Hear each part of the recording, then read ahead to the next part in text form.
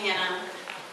Next, we'd like to introduce to you Jane Kim from Beaumont High School in Cleveland Heights.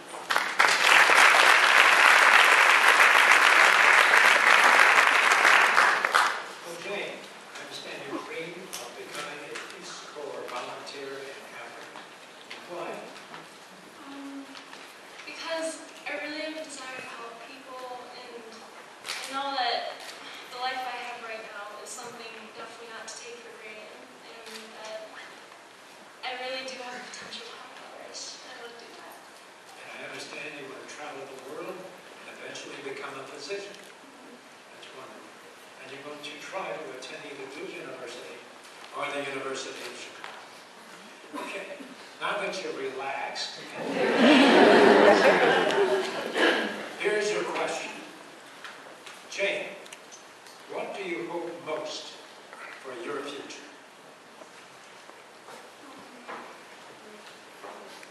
For my future, I just really hope that I can be happy, that I'm able to share my happiness with others and share the experiences that I've had to eventually help other people.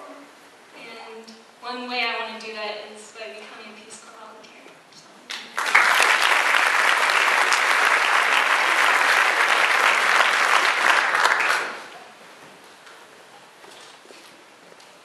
As I approach a bruised woman, whose bandaged face trickled crimson blood, staining her white clothes, it took me a moment to recognize who this woman was.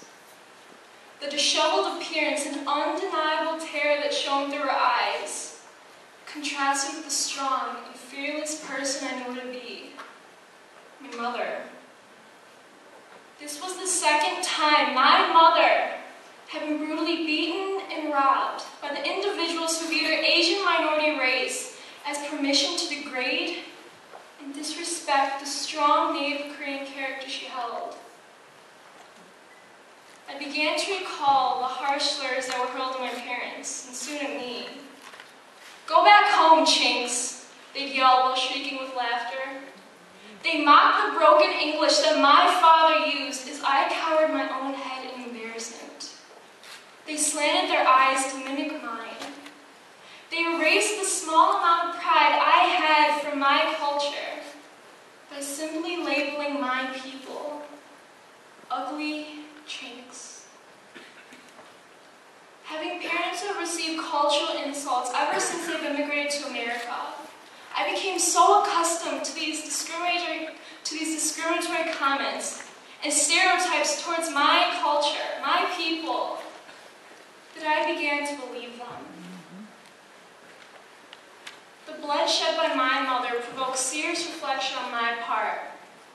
Hadn't my family immigrated to America in hopes of equality and the opportunities that no other country could claim to have? Why were we experiencing the hate and the discrimination that we had attempted to escape? Was equality a term that merely represented the ideal rather than the reality? Slowly, these multitudes of questions soon combined into a simple question. How can I promote the appreciation of the Asian race and culture? I joined the Korean American Association of Greater Cleveland and became a member of the Korean Traditional Fan Dancing Club. We practiced weekly and performed with other Asian cultural dance groups at multiple citywide events and gatherings. Our goal was to educate others about the beauty and the uniqueness of our Asian heritage, that there is much more to any race beyond the typical stereotypes and color of skin. In the future, I plan to create a multicultural diversity and awareness club in my school. I will spread awareness towards my peers concerning the cultural discrimination that is flourishing in our world, and will plan community activities that will celebrate the diverse backgrounds and cultures from which each and every person comes from.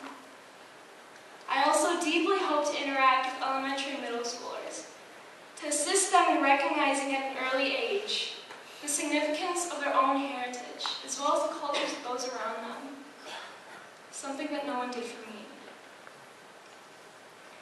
My first-hand experiences have taught me that all races should be treated with utmost honor and respect.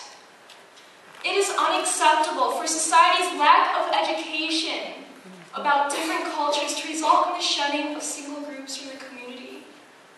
No person should have to cower with embarrassment as I once did due to their culture, but rather stand proud knowing where they come from.